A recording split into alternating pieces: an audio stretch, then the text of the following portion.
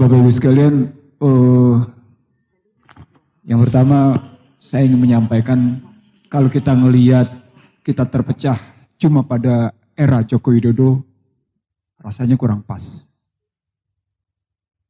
Rasanya kurang pas karena dia dimulai dari tahun 56. Tepatnya sejak Konferensi Meja Bundar berlanjut, kita diintervensi melalui dunia pendidikan. Bahkan sesungguhnya tentara diintervensi pada tahun 56 dengan didirikannya Seskogab dan Seskoat. Jadi kalau kita cuma melihat perspektifnya di era Joko Widodo, kurang pas. Tapi akar masalahnya sudah bermula dari KMB, diperkokoh pada tahun 56, diperkokoh lagi oleh mafia Berkeley lewat Undang-Undang Nomor 1 Tahun 67 tentang penanaman modal, yang kemudian saya menyebutnya sejak saat itu sesungguhnya Indonesia mengidap 5I. 5I. Pertama, Indonesia bersedia diintervensi, dicampur tangani oleh kekuatan modal. Yang kedua, Indonesia bersedia diinvasi oleh kekuatan modal. Yang ketiga, Indonesia bersedia di posisinya diinfiltrasi, disusupi. Dan itu nampak. Yang berikutnya, Indonesia bersedia diintimidasi, kalau nggak ada modal asing lo nggak bisa ngebangun. Yang terakhir, Indonesia bersedia dimainkan nilai tukarnya lewat inflasi. Saya menyebutnya 5I. Dan itu tidak pernah bisa kita atasi hingga hari ini.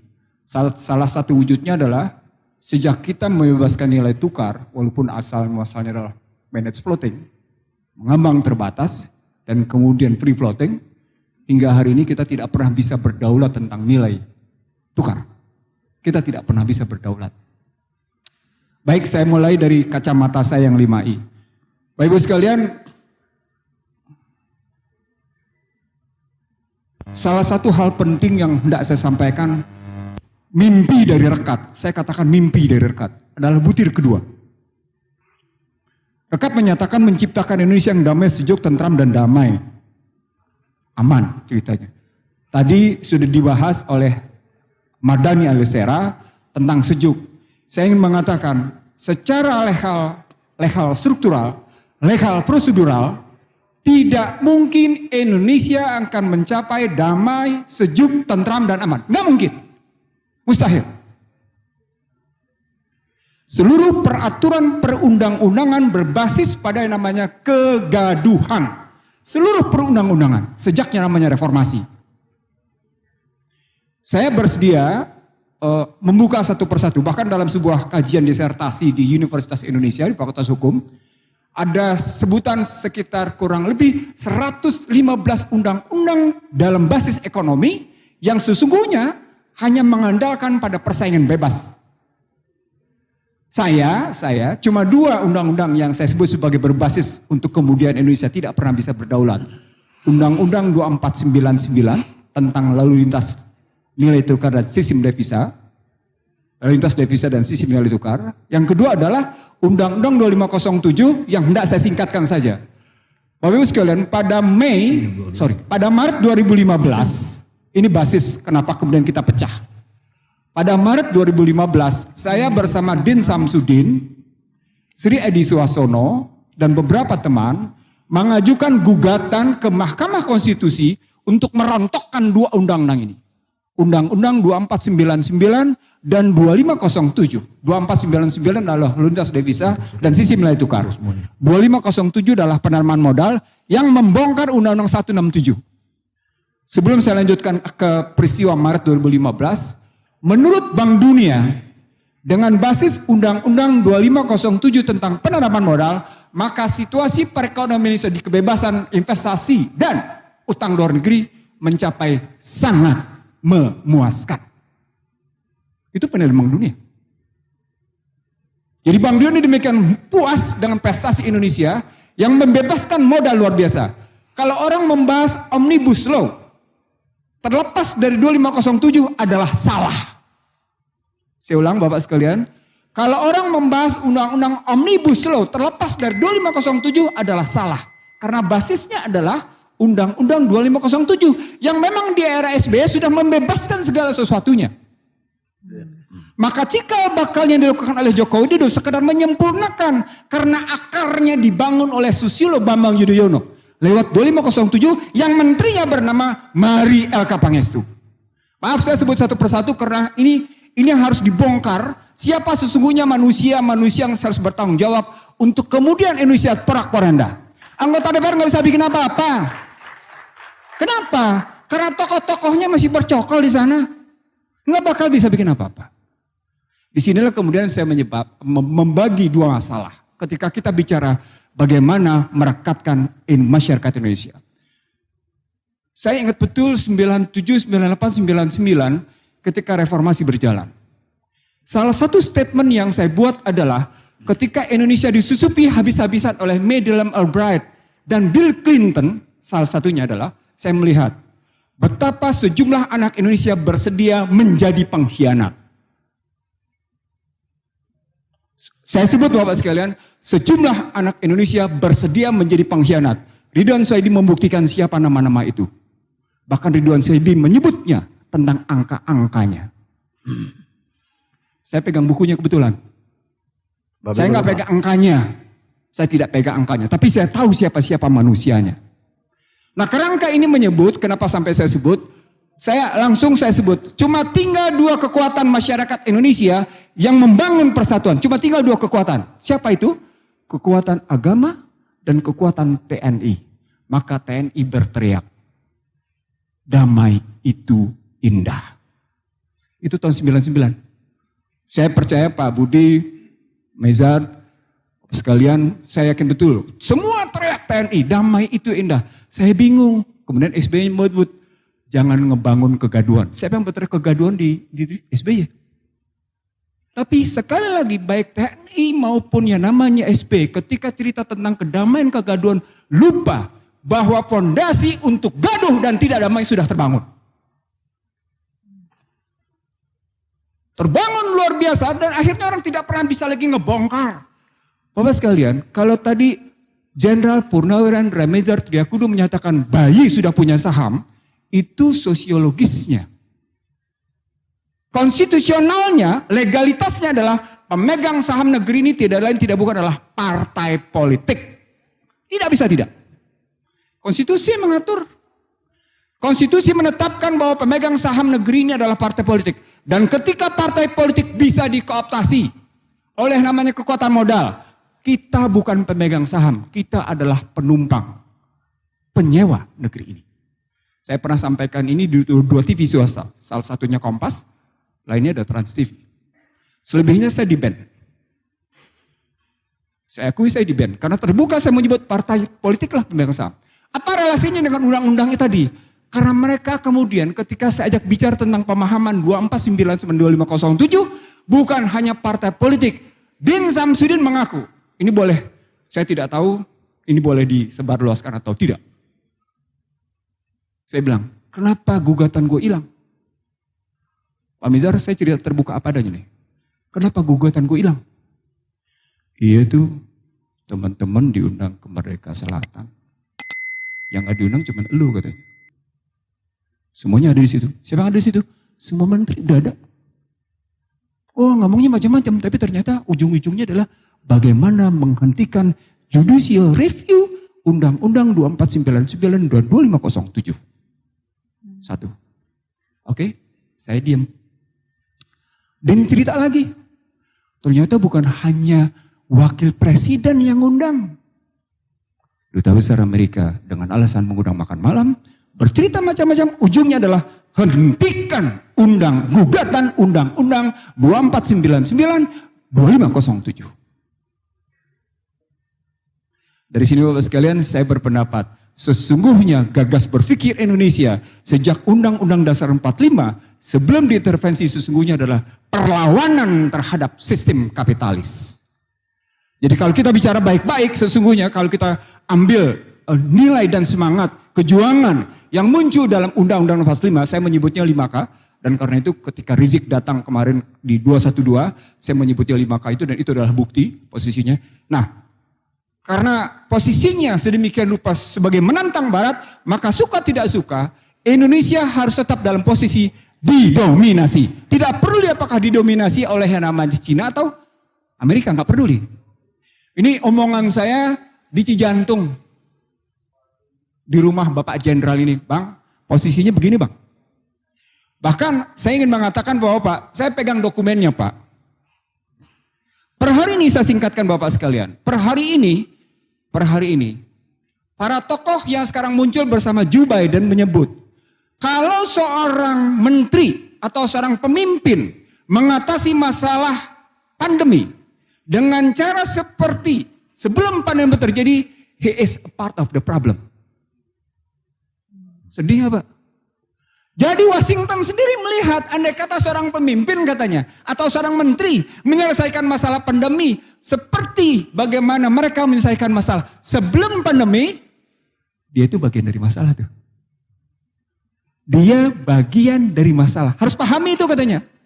Maka ketika Sri Mulyani bilang hari ini ngomongnya, saya ngutang seperti orang ibu rumah tangga, nggak punya duit, butuh ngutang. Itu dia bagian dari masalah. Itu bukan omongan saya, itu omongan pertama. Omongan kedua sebagai penutup, Bapak sekalian, saya cuma ngambil perspektif eksternal dan internal sedikit. Setelah yang namanya pergeseran dari bipolar ke multipolar, menjadi unipolar, balik ke multipolar, per hari ini yang namanya Washington sudah tidak lagi berpikir tentang multipolar. Mereka sudah mengambil pola quadripolar. Quadripolar adalah negara dikotakkan oleh 4 masalah. Puncaknya adalah VUCA. VUCA adalah volatile, uncertainty, kompleks, ambigu. Ujungnya adalah pandemi. Kalau Bang Ridwan tadi ngomongnya soal itu medis dan non medis, saya ingin mengatakan, no. Sorry, saya pakai masker karena saya menghormati Bapak Ibu sekalian. Tapi dalam perspektif saya, sebagaimana tulisan saya 27 Januari 2020, ini pekerjaan di mana pertarungan antara the smallest and the secret society belum selesai melawan Cina. Kalau cerita drone, ada 3 peristiwa penting drone terjadi. Pertama adalah bagaimana drone Amerika digusur habis-habisan, dibongkar di Laut Cina Selatan, dan Cina berhasil ngebongkar bahwa pesawat intai tanpa awak telah dilakukan oleh Amerika terhadap Cina. 1. Yang kedua, 2 kilang Saudi dihajar oleh kekuatan drone. Hanya permainan yang namanya cyber. Permainan cyber berikutnya lewat drone adalah dihajarnya Qasim Soleimani.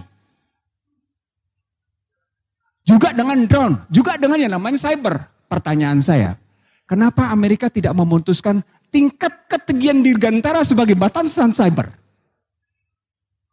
Saya ngomong jadi macam-macam di sini karena saya ingin mengatakan begini.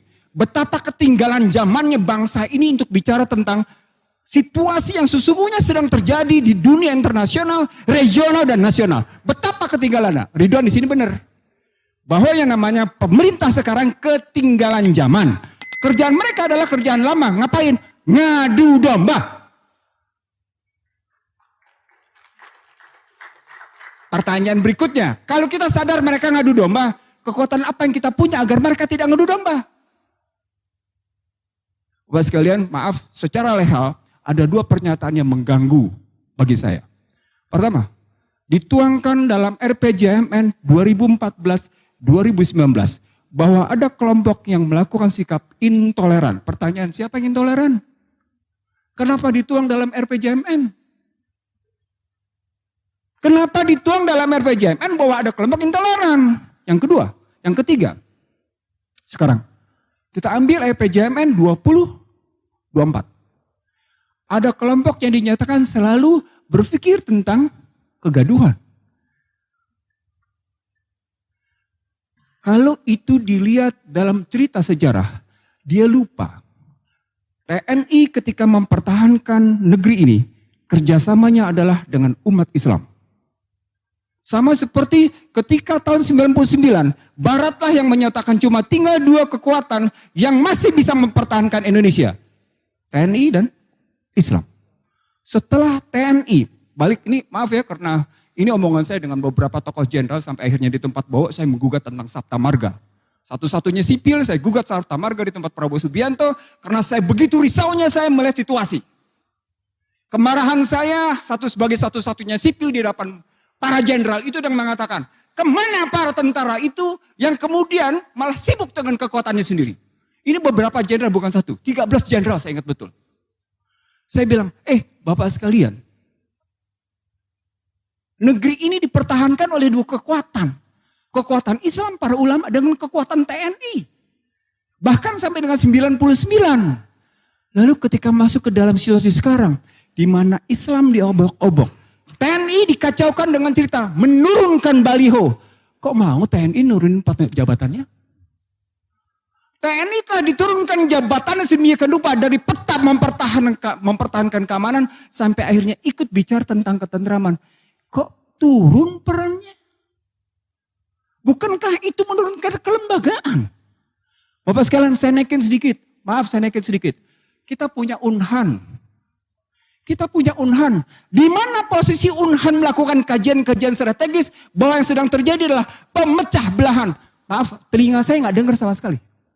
Saya sama sekali tidak mendengar Unhan, baik yang ada di Ponorogo maupun yang ada di Sentul, itu membahas tentang bagaimana perdamaian Indonesia. Dia sibuk bicara tentang perdamaian internasional, tapi dia tidak pernah sibuk perdamaian Indonesia. Itu yang namanya Unhan itu. Ini saya kritik karena beberapa profesornya saya tahu kerjaannya ngapain. Maaf, terus terang ada kemarahan dalam dada saya, begitu melihat situasi yang sedang sekarang terjadi. Nah, Bapak sekalian sebagai penutup. Kita tidak akan bisa mendekat dengan damai, sejuk, tentram dan aman. Selama sumber daya alam, produksi, distribusi, dan keuangan tidak sungguh-sungguh tunduk pada konstitusi. Ini ujungnya, tidak akan pernah. Termasuk soal cyber. Saya belajar sedikit cyber dari sahabat saya, Profesor Marsudi. Ini suaminya Bu Retno. Saya harus umumkan, ini suaminya Bu Retno. Jadi nggak apa-apa, tapi saya tahu persis cara berpikir dia objektif. Cara berpikir sahabat saya satu ini objektif. Jadi kalau kita berpikir sampai sejauh itu, maka sesungguhnya yang disebut dengan proxy and neocortex war, dia berarti ibarat orang bodoh. Ibarat orang bodoh masuk ke kancah peperangan. Dia punya senjata paling konvensional sampai dengan senjata paling mutakhir. Itulah neocortex war dan proxy war. Untuk orang tertentu dia pakai senjata paling konvensional. Untuk orang-orang tertentu dia pakai senjata paling mutakhir. Bapak sekalian, saya tidak bicara di tempat ini. Saya bicara di lembaga penegak hukum. Joko Widodo sukses mengamankan dirinya lewat COVID-19. Itu saya sampaikan bulan Januari 2020 dan ternyata dilakukan. Apa artinya? Artinya sesungguhnya dia mengidap kegagalan. Sayangnya ketika pada Januari 2017 Rizik Muhammad Syihab mengundang untuk rekonsiliasi dan berdialog, hingga hari ini dia tolak. Saya tidak tahu apakah itu yang namanya Joko Widodo yang menolak atau timnya, saya tidak tahu. Tapi yang catatan saya sejak yang namanya Juni 2017 hingga hari ini sesungguhnya seorang Rizik Muhammad Syihab itu sesungguhnya itu mengundang untuk terbuka berdialog. Dalam dialog saya misalnya dengan Rizik misalnya di Mekah. Ayo kita dialog untuk rekonsiliasi. Dalam pandangan saya itu berarti kalau dalam buku saya menyebut ada 7 variabel. Itu berarti memang ada sekelompok orang yang begitu kuat sedang mempertahankan kepentingan kelompoknya, kepentingan dirinya.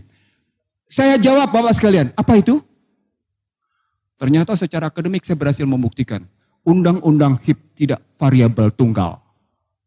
RUU tentang HIP bukan variabel tunggal.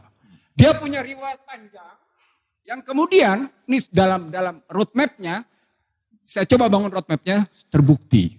Nah itu berarti kita masih punya tantangan. Bang Mizar, saya panggil Pak Mizar dengan abang. Karena kedekatan saya dengan beliau, tadi sudah disebut. Saya ingin mengatakan, Bang, kita punya tantangan besar. Bagaimana menghentikan Ekasila ini? Jadi bukan cuma sekedar seperti Abah bilang, menjadi butir-butir tasbih, tapi salah satu tugas kita yang hadir di sini adalah menghentikan bagaimana Ekasila ditegakkan. Bagaimana ketuhanan yang Maha Esa berkeadapan itu diubah menjadi sebuah kegotong royongan. Kita punya tantangan konkret. Dan saya yakin kita mau menjawabnya. Karena kita tidak mau diperbudak oleh kekuatan materi belaka.